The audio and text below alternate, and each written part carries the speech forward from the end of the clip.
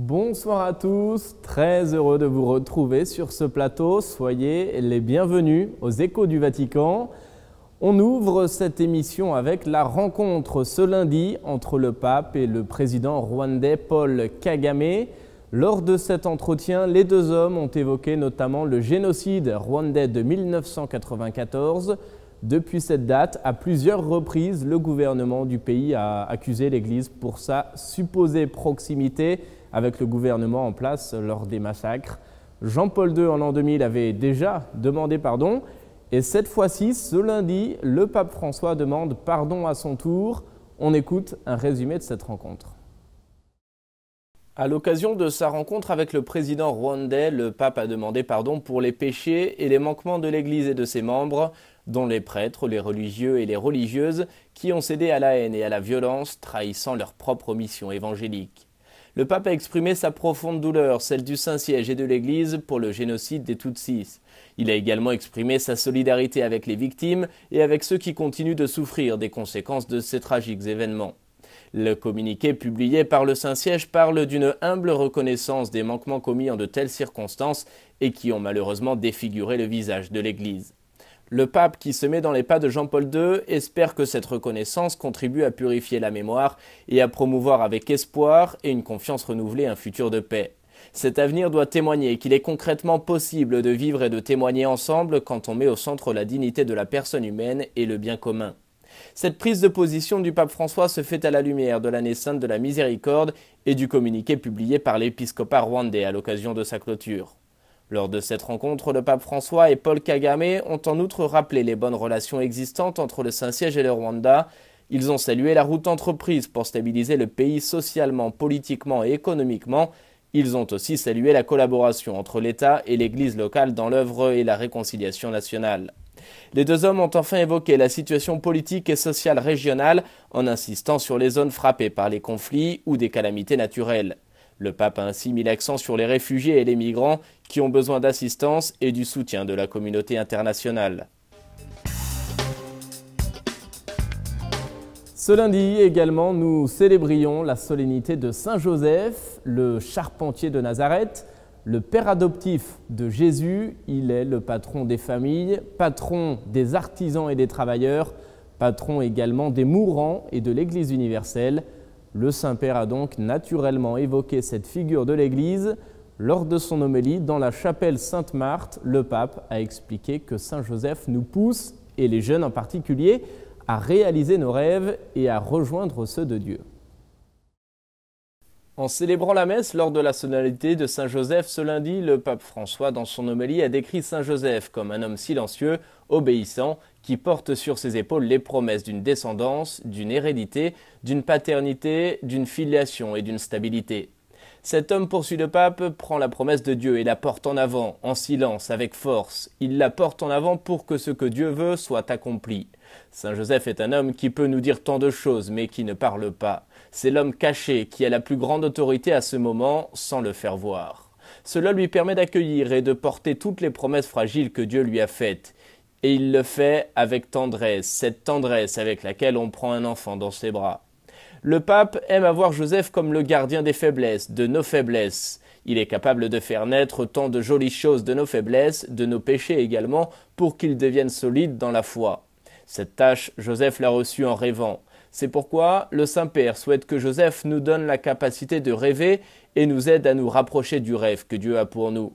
La capacité de rêver, de risquer et d'accomplir des tâches difficiles vues dans les rêves, c'est ce que Saint Joseph a donné aux jeunes.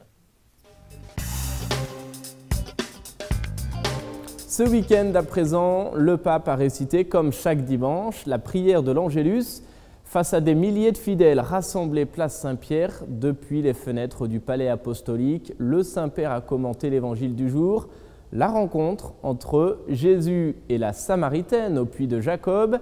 On écoute un résumé de sa réflexion. Le temps de carême est propice à la rencontre personnelle avec le Christ. C'est en substance le message du pape lors de son Angélus, alors qu'il commentait l'évangile du jour, la rencontre entre Jésus et la Samaritaine. Une de ces femmes que les Hébreux méprisaient à cette époque, car ils la considéraient schismatique et hérétique. Or Jésus lui demande à boire, puis dans la conversation qui s'installe, la femme se rend compte qu'elle a devant elle le Messie en personne.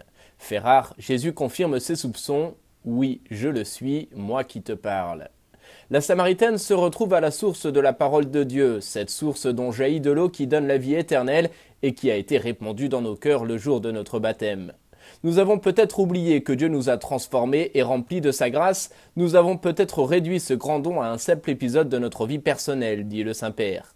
Si c'est le cas, poursuit-il, alors nous allons à la recherche de puits qui ne désaltèrent pas et qui ne contiennent pas d'eau pure. Ce message de l'évangile de Jean est précisément pour ceux qui connaissent déjà le Christ, mais qui ne l'ont peut-être pas encore rencontré en personne, ni n'ont parlé avec lui. Peut-être que nous ne l'avons pas encore reconnu comme notre Sauveur. Ce temps de carême est une occasion propice pour se rapprocher de Jésus, pour le rencontrer dans la prière, pour lui parler et l'écouter. C'est aussi l'occasion de voir son visage dans le visage d'un frère ou d'une sœur souffrante pour renouveler la grâce reçue du baptême, pour se désaltérer à la source de la parole de Dieu et de son Esprit Saint. Et ainsi, dit le Saint-Père, découvrir également la joie de devenir artisan de réconciliation et instrument de paix dans la vie quotidienne. Ce week-end, nous avons également appris que le pape se rendra en Égypte le mois prochain. Il se rendra au Caire les 28 et 29 avril. Le souverain pontife répond ainsi à l'invitation conjointe du président égyptien, des évêques du pays, du pape copte orthodoxe et du grand imam d'Al-Azhar. Cette annonce vient donc confirmer une information qui circulait déjà depuis plusieurs jours. Le programme de cette visite n'est pas encore dévoilé. En revanche, une chose est sûre, ce voyage en Égypte s'inscrit dans une dynamique de rapprochement entre le Vatican et l'université d'Al-Azhar. C'est la principale institution sunnite du monde arabe. On fait le point avec Émilie Callan. 17 ans après le voyage de Jean-Paul II en Égypte, c'est cette fois-ci au tour du pape François. Ce voyage de 2 jours sera son premier voyage international de l'année et il comprendra un arrêt seulement dans la capitale égyptienne, le Caire, où se trouve l'université Al-Azhar. Il arrivera dans un contexte tendu alors que des conflits entre les musulmans et la minorité chrétienne secouent le pays. En février dernier, les évêques catholiques d'Égypte étaient en visite ad limina au Vatican. Pendant cette visite, ils ont notamment parlé de la situation de l'Église en Égypte. Ils lui ont aussi partagé leurs inquiétudes face à la montée de l'islamisme, en particulier du djihadisme. Il se rend donc en Égypte, d'une part pour affermir les communautés chrétiennes et l'unité entre eux. Il rencontrera notamment le pape copte catholique Tawadros II, soulignant la dimension écuménique de son voyage. Mais on mettra davantage l'accent sur le dialogue interreligieux. Alors que le Saint-Siège et l'Université sunnite viennent de vivre un séminaire sur la lutte contre l'extrémisme et la violence au nom de la religion, ce séminaire a solidifié le rapprochement entre les deux institutions grâce au dialogue qui a été repris avec l'élection du pape François. Alors que leurs relations étaient brouillées sous Benoît XVI. Il rencontrera donc le grand imam d'Al-Azhar, Ahmed Al-Tayeb, vu comme la plus haute autorité sunnite, au même niveau que le pape pour les catholiques. Il y a moins d'1 an, c'est le grand imam qui rendait visite au pape François au Vatican. La visite du pape sera alors un encouragement pour les chrétiens de cette région, mais le Saint-Père a l'habitude de se rendre dans des lieux où les chrétiens sont une minorité, comme il l'a fait en Arménie, en Géorgie ou Azerbaïdjan. Ce voyage attirera principalement les yeux du monde vers la situation des chrétiens en Égypte.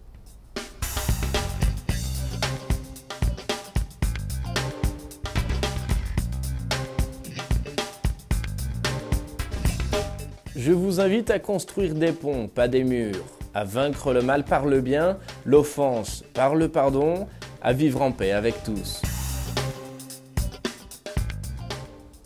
Ce vendredi était placé sous le signe de la pénitence, tout du moins dans la basilique Saint-Pierre. Près de 90 confessionnaux étaient ouverts avec des prêtres venus proposer le sacrement de la réconciliation. Tout cela lors d'une célébration pénitentielle présidée par le pape dans le cadre du carême. Le Saint-Père a d'abord livré une réflexion, puis, pour donner l'exemple, il s'est avancé en premier vers le confessionnal pour se confesser. Regardez. Pour cette immense célébration du pardon dans toute la basilique Saint-Pierre, c'est le silence qui a régné pendant plusieurs minutes pour permettre à chacun d'examiner sa conscience. Près de 90 confessionnaux ont été ouverts pour donner le sacrement de la réconciliation et c'est le pape, le premier, qui s'est avancé vers le confessionnal et s'est mis à genoux sous les chants du chœur pour se confesser. Un geste qui rappelle celui de mars 2014. Le Saint-Père déjà avait donné l'exemple en allant se confesser devant la foule. Depuis le début de son pontificat, le Saint-Père encourage les fidèles, les prêtres ou encore les évêques à recevoir plus souvent le pardon de Dieu. L'an dernier, François, lors de la cérémonie, avait appelé les confesseurs à bien s'investir dans l'accompagnement pour que la rencontre avec le Seigneur soit personnelle et intime. Et après avoir reçu le pardon du Père, « Faisons la fête », avait improvisé le Saint-Père avec humour.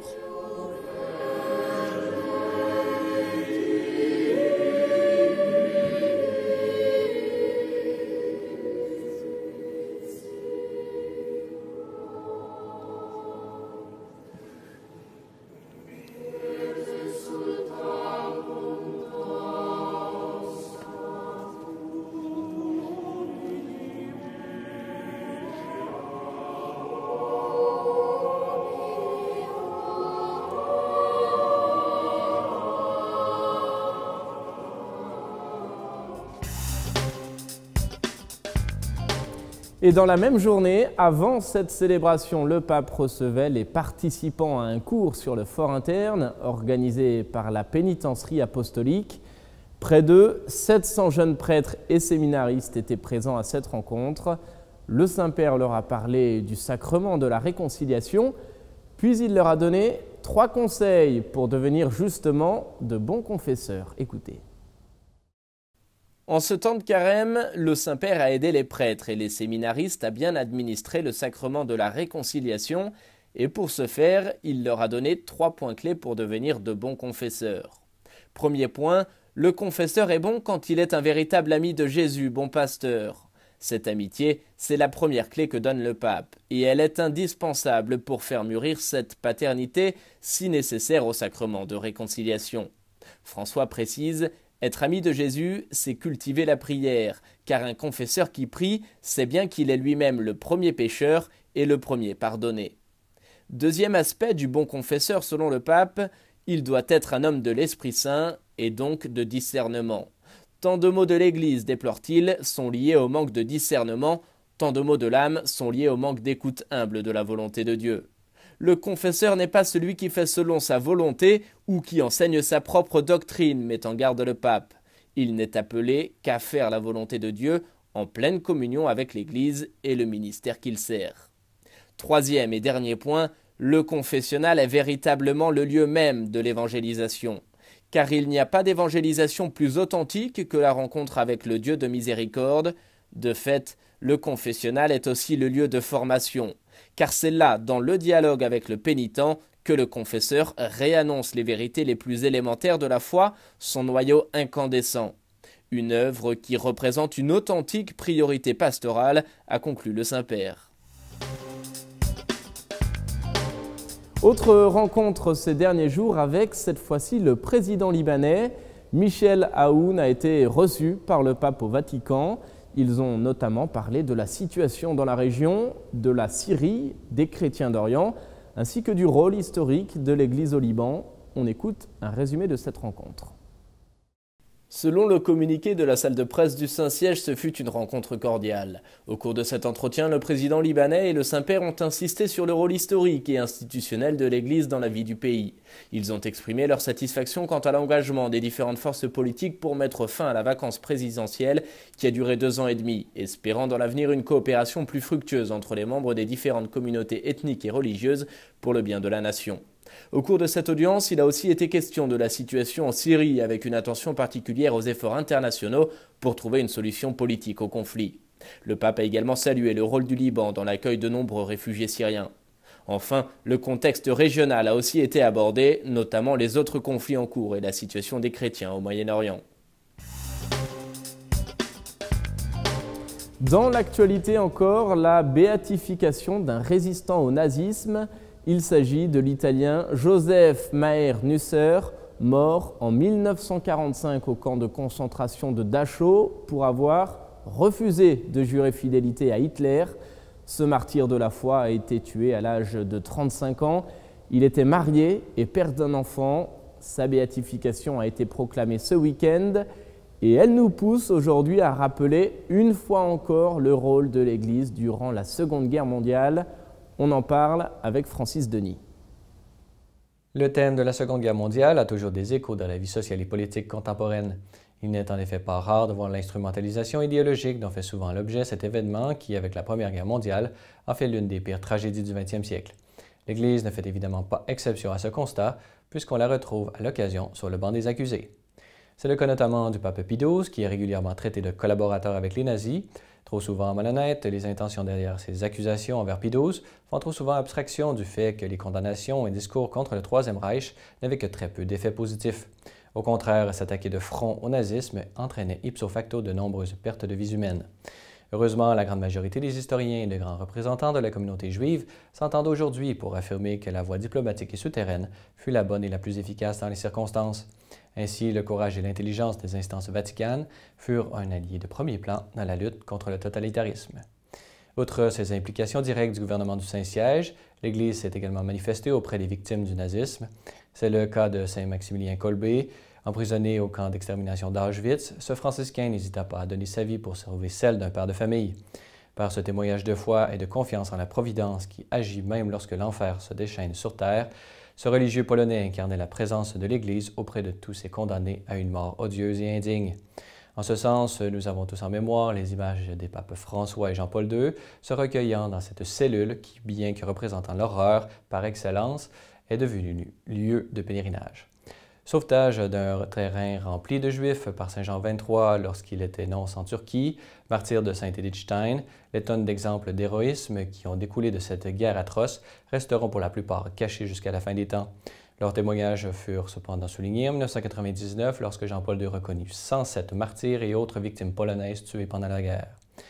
La Deuxième Guerre mondiale fut un des pires événements du XXe siècle.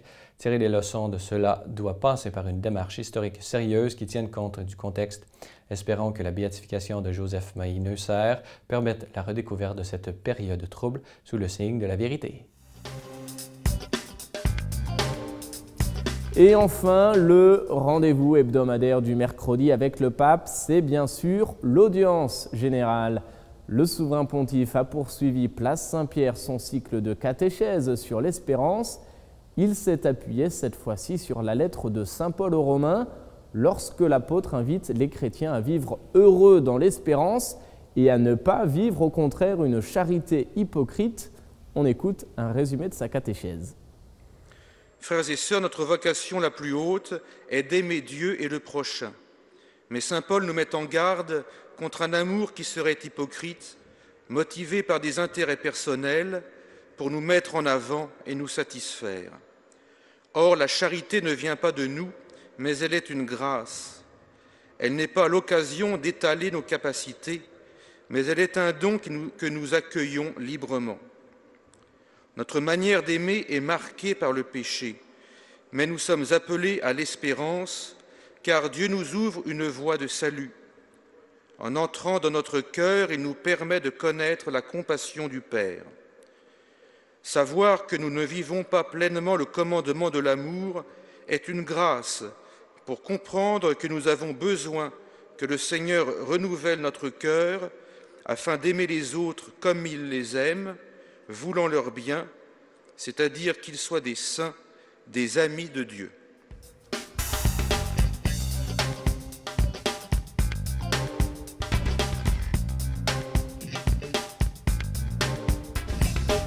Ne laissons pas passer en vain ce temps de carême favorable à la conversion.